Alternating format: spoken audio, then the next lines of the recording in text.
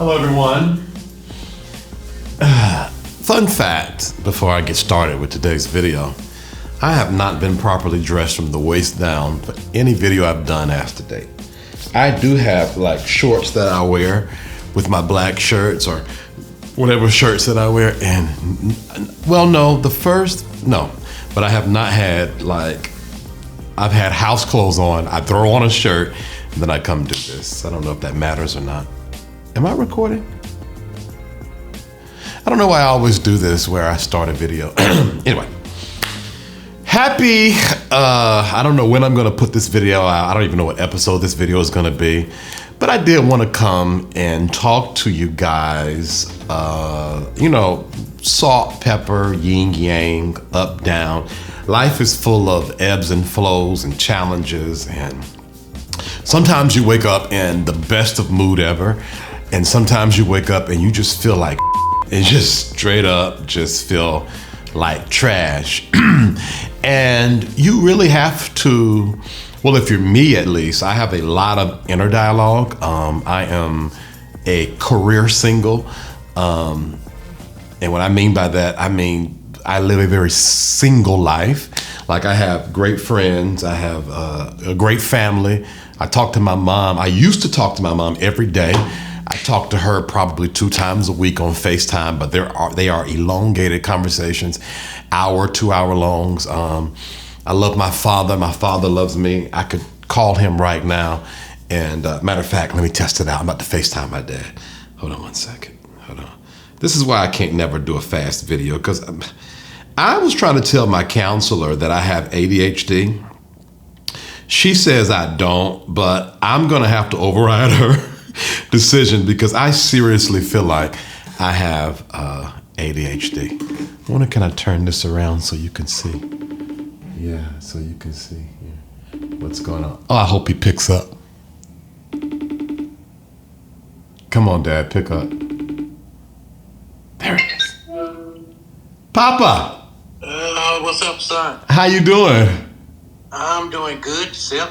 I'm doing well. I'm doing a video right now. Oh, really? And I was talking about my relationship with you and Mom, and I said, oh, you know how my mind works. I said, oh, let me call him real quick. So I'm on FaceTime doing my video. Oh, really? Yeah. Okay. How you feeling? You all right? Yeah, I'm okay. I just twisted my back some kind of way. Oh. Moved something in the wrong direction. But I'm all right. That's why I'm laying down. You know, 9 times out of 10, I can't be long but 9 times out of 10, when you're laid up in the bed, it's for something that you did. Seemed like to me, you know, after that many of these years of this health situation, we wouldn't be doing certain things. And I'm just saying. I ain't give up yet. I still got a little fire in the furnace, so I got to keep going. Yes, sir. Okay, what's up, people? Sorry to interrupt the show, but what was my dad doing with his back? And when people say they still have a lot of fire in the furnace, it's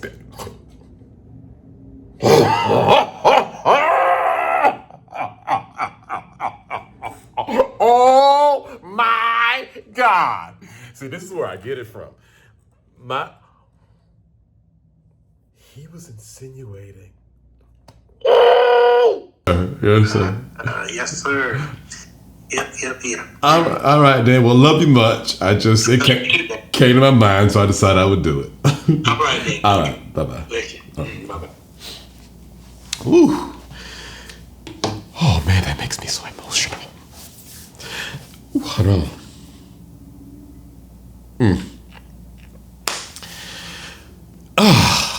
I promised myself that I would, show all of my life. That's why I bleep out the curse words for those of you that don't like the curse words, but, oh, man.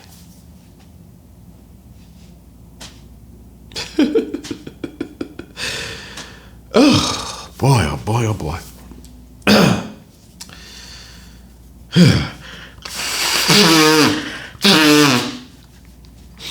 And if I can be honest, I don't even know why I'm so emotional right now.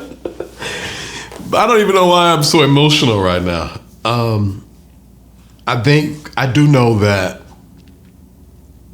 probably the last 3 or 4 weeks, I've been more connected to my feelings and connected to just who I am, coming into myself, coming into more of myself and more acceptance of myself. And it comes with this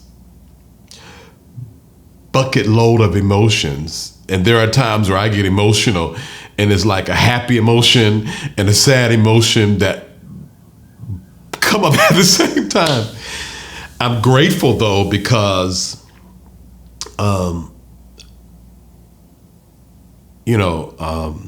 was raised, my father's a Church of God in Christ pastor, and my mom is a licensed evangelist in the Church of God in Christ, and they have affected people's lives all over the world. They've done great things, and they have a reputation, and I'm aware of the risks they take by accepting me and loving me, because I'm just not just a regular person. It's like one thing, okay, well, our son is same gender loving. Okay, well, all right, well, he does great things, da, da, da, da, da.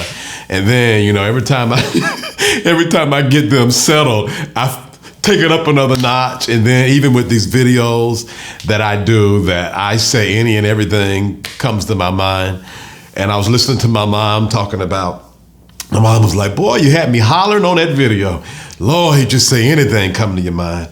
And then she called me and she was like, I don't mind you painting your nails, but just, make sure, oh God, I cannot get emotional. Okay. All right, I'm not going to be a punk today. I'm not going to be a punk. She's like, oh,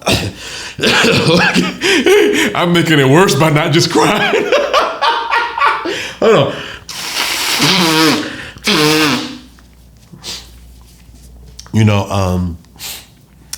I don't mind you painting your nails, but just, my mama's a bit of a fashionista in her own right. Maybe not some more because she's been in Burlington and this has sapped the style out of her, Burlington, North Carolina. But in her day, she was like that woman, and she still has a lot of those ways. She's like, you can paint your nails, but just don't walk around with them chipped.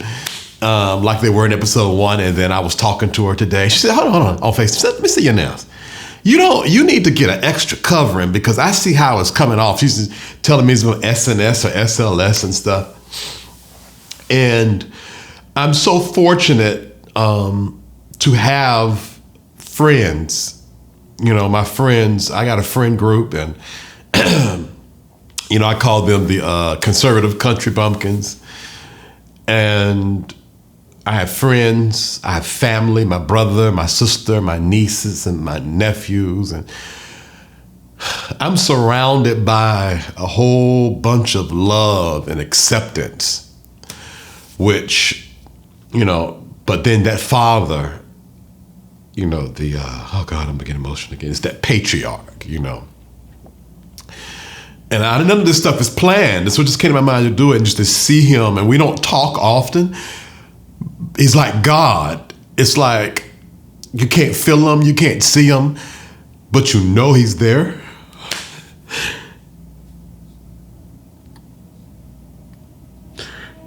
And that's the relationship that I have with my father. Is we don't talk often, but there's never a time that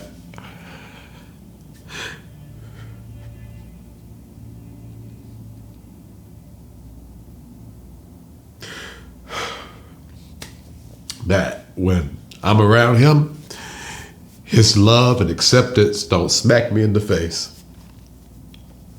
And I'm grateful. Our relationship have not always been perfect. We're two different people, but so that's that. So that just took me off guard. it really proves my point. Back when I was on Larry Live, I used to say my father had never kissed me before. And so I was randomly, and that was like 1 week. The next week I was in North Carolina. And I said, yeah, Dad, we was on the show, and Larry said his father used to kiss him all the time. I said, you never kissed me? He said, oh, really, huh? And he walks over to me and lays his 60-something-year-old lips right here on my cheek. Here's the picture right here. You can't pay for that. And whoa. And sometimes I get so caught up in life, because today I woke up feeling down, because, you know, when you're like me, you're a high performer and you always want to be your best. You always want to take the bull by the horn. And sometimes I feel like I'm not enough. I'm not there yet. I feel like I should be waking up at 6 a.m. and reading books and empowering myself so I can empower other people and making my clients happy. And sometimes my reality collides with the vision that's in my head. And maybe you can handle that collision, but for me, that collision throws me off sometimes. And I forget that even on my worst days, I'm still a superhuman.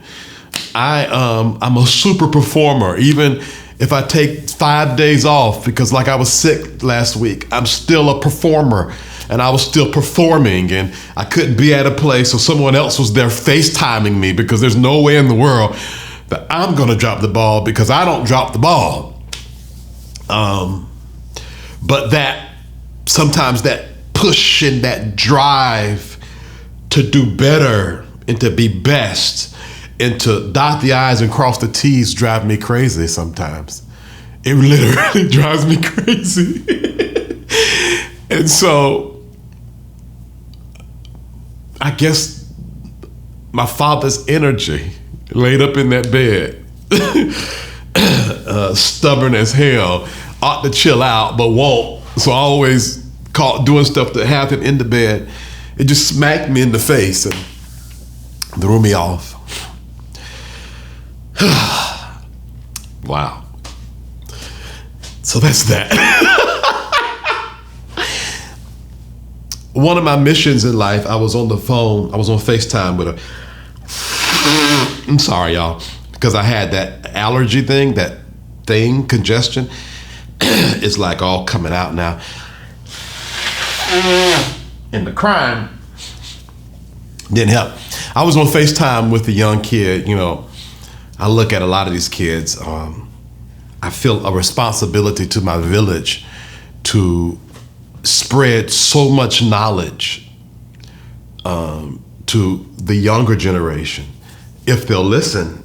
And I'll do that because it took me probably 36 to truly come into myself, to start the journey, if you ask me, of coming into myself.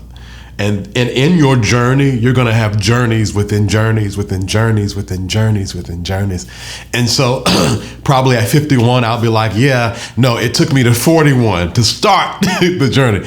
But the reality is that I've always been on a journey. I've always, from a kid, I never wanted to be Chitlin Circuit. I never wanted, my father pastored a small church, but I wanted us to have a big church. I always wanted to be the top, the best, the happening thing. And it always felt so far from me. What I didn't know was that every single thing that was happening to me was preparing me to get to that space. And now when I tell you that now it's like that space is here and I'm like right here.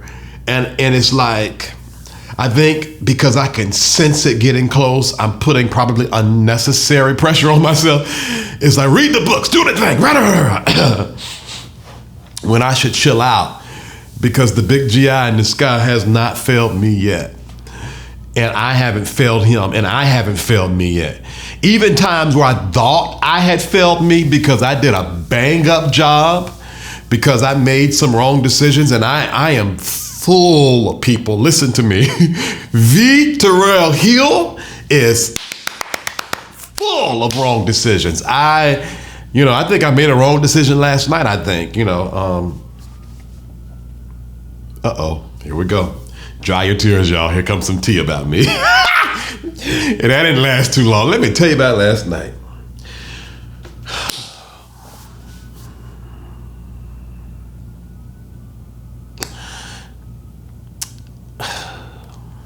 I made an advance at someone.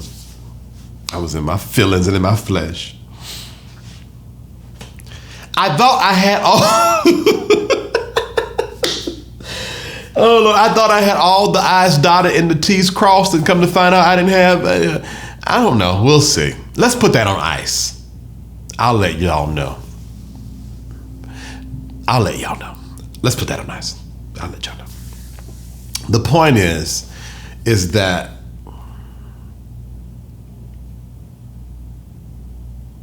I don't know what I'm doing. I just know what I'm good at doing. I know where my gifts and talents are at. Everything else, this is the best way to describe it. I don't know what I'm doing with life as a whole, but I know what I'm good at doing in life in isolated areas. And that's a collision thing for me too, because I have certain parts of my life that are second to mother effing none. And then there are parts of my life I'm still trying to figure out, like my sexuality, for example. And that's tough because I know what I like. I'm not confused about that.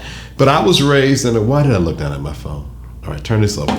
I was raised in a Pentecostal home. I was raised in a military home where even in the military culture at the time, me coming up, there wasn't even the don't ask, don't tell. It was if you're a gay man or woman or lesbian, if you're part of the LGBTQ community, you're automatically kicked out of the military. So I was raised in military culture. I was raised in a Pentecostal culture where my existence was an abomination, that God hated me. And I was raised in both of the Pentecostal culture and the military culture is very hyper masculine.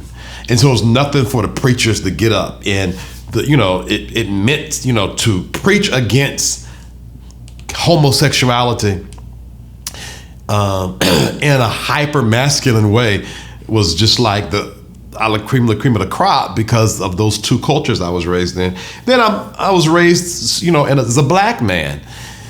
And so all three of those things did not afford me the opportunity to truly accept myself. I didn't really truly accept myself, meaning my sexuality, which is a huge part of me, until I was 36 years old. It's not all of me. It's not the main sum of me, but it is a huge part of me until I was 36 years old. So I spent 36 years of my life hiding parts of me, even the parts of me that I felt would be connected to my sexuality, that I didn't want people to think I was gay. So, how did I get on this story?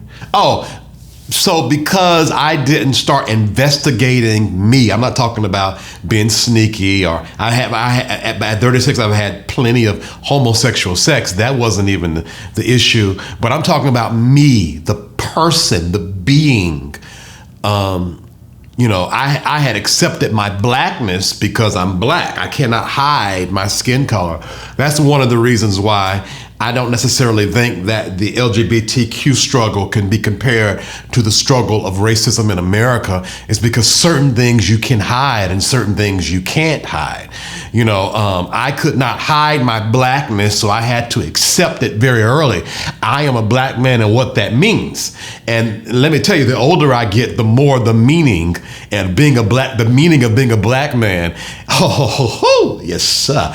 I love my blackness and I love your blackness. And if you do not have blackness in your life, let me tell you, you need some, because your life will be completely better. You'll get 100% return on your investment by having blackness in your life, and that's on period.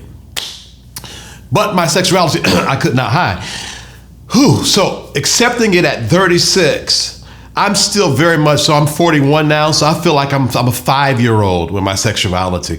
I don't know what I really want. I don't know if I want to be the person like just hypersexual and just have sex with everybody, or I want to be prude and like not have sex until I'm married, or do I even want to be married? Do I want to be the kind of guy that loves gay men, attracted to gay men, but settle down with a woman and be faithful with her, or we have some kind of arrangement? I know nothing.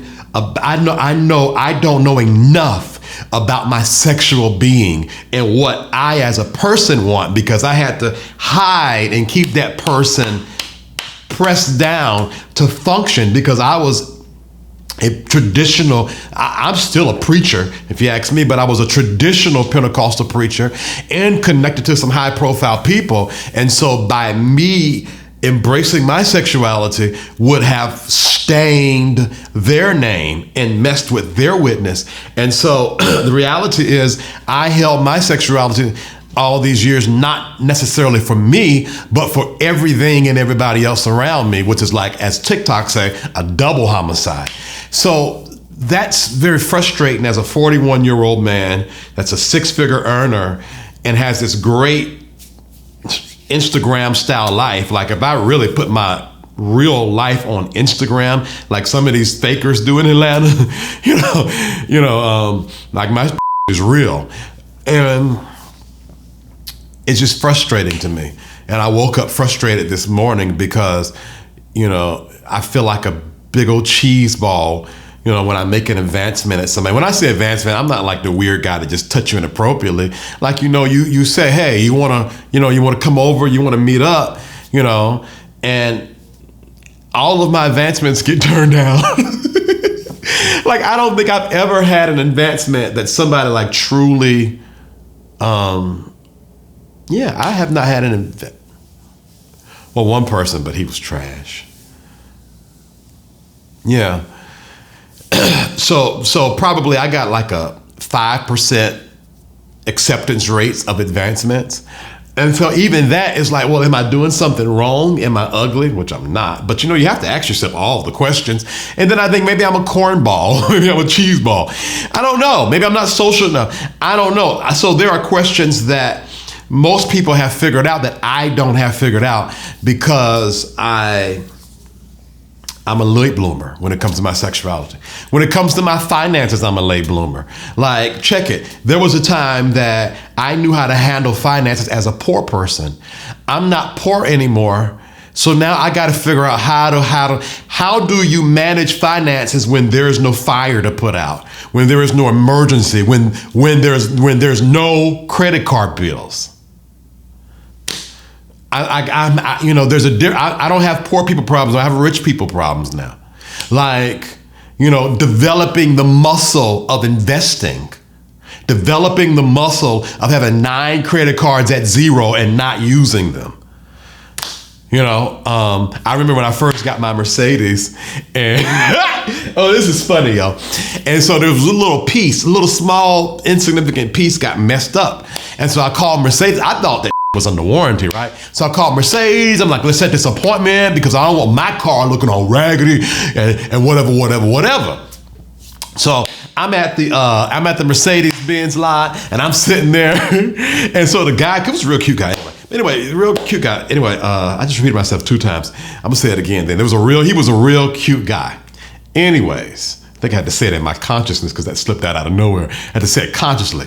So, and some of y'all might not even understand what that means. Maybe ask me, I'll explain it later.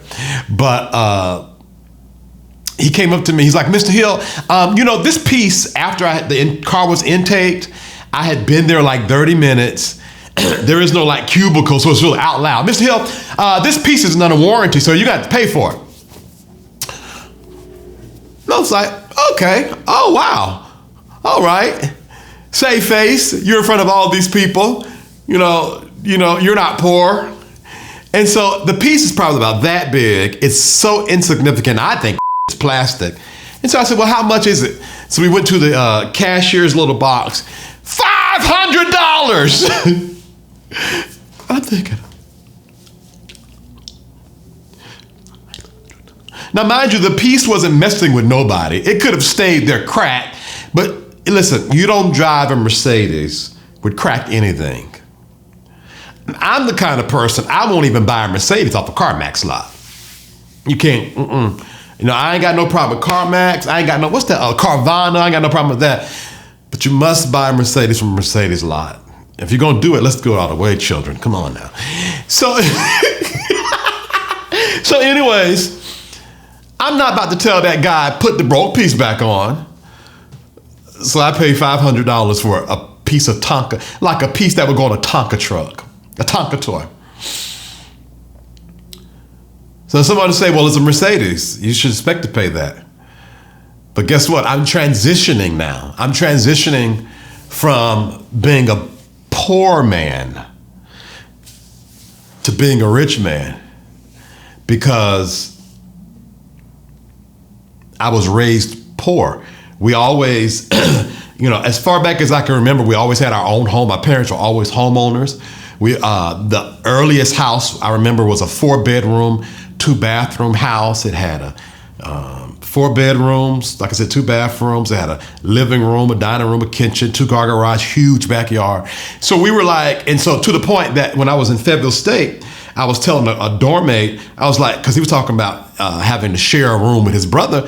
And I said, you had to share a room with your brother? What are you talking about? He was like, well, you never shared a room with your brother? I said, no, we always had our own room. And I lied not, he thought I was lying. You lying. Because we were raised with means. I remember the second house we moved in, we called it the White House. It was this big old house with steeples on it. It was on a cul-de-sac. It was the biggest house on the block. I lied not. If I can find the pictures, I'll put both houses up there. Biggest house on the block. And then you couldn't tell me nothing then, because that house had a kitchen and a dining room and a formal this and a da-da-da-da-da-da-da. And then, of course, moving to Germany, it was even better because it was just, a great life. So I wasn't raised in external poverty, but I was raised in mental poverty. And so the emotions that even having money takes me through is still very hard for me. I need to have a financial conversation with someone right now, and I just don't even know how to face it because I get extreme anxiety. And the thing is, I have money. I just don't know how to have money in peace because I'm used to having money in turmoil. And true story. And there's a difference. As you're evolving in life, you have to make sure that your mind evolves, your thinking evolves in every aspect, or you will carry that with you.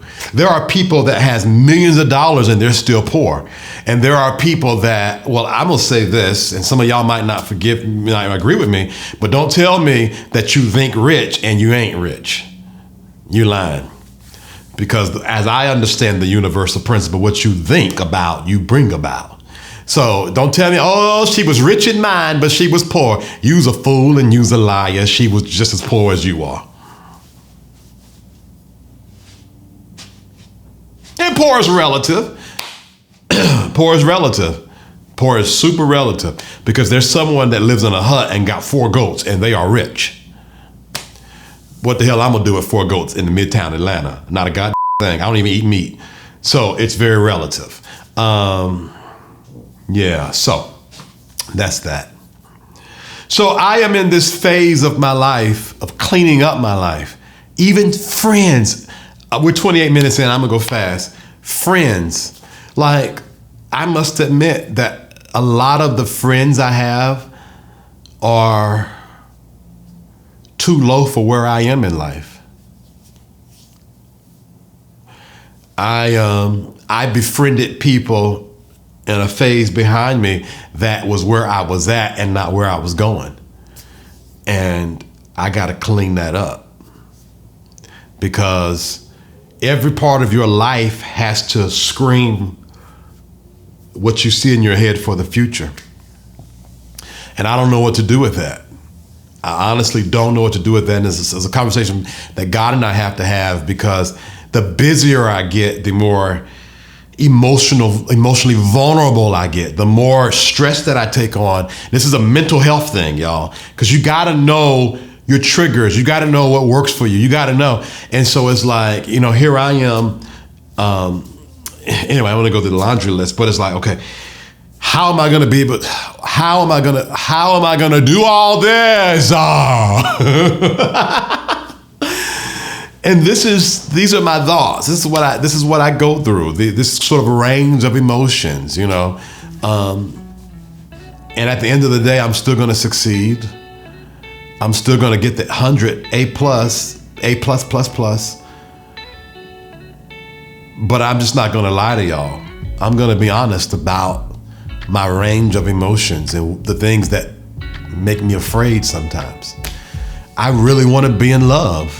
I really want to be in love. The one person I fell in love with did not fall in love with me. And I invested so much time. And I just want the opportunity to be in love, specifically with a man. Because then I had a female friend that fell in love with me, but I didn't fall in love with her because she wasn't a man. And I just don't know how that's gonna fit, because my life, first of all, I have that 5%, that 95% fail rate. Second of all, because I just don't know how it's gonna fit, because I feel like I need to give almost 95% of my time to my work and to this next level, because I feel like even in my work that I produced great things from July 2020 to July 2021, but I feel like I'm in a new spiritual fiscal year now, and it's time to look at all the quote unquote figurative spending and figure out how can I make this next year better. And that drives me crazy too. I was talking to the editor, young cat, it's like a little brother. And I'm like, yo, this thing you working on, we got to scrap it. It ain't good enough. I said it sucks. He's like, sucks? What do you mean sucks? It says a 90%. We need 100. And I have to talk to my client, because I'm going to tell my client, hey, we're going to have to spend some more money now, because if we're going to go to the next level, we got to go to the next level. And it is what it is. So I'm on a learning curve. And for me, I don't like the learning part of life. I like the knowing part of life. But I'm going to expose it all, the learning and the knowing. So, hope y'all ready to go on this journey. I hope this video made sense. I hope that my vulnerability has inspired y'all. I had no idea any of this. When I cut on the camera, I truly don't have an agenda. I really just feel this urge, cut the camera on and just talk. And golly, man, I got set up today. All right, y'all be blessed. Bye.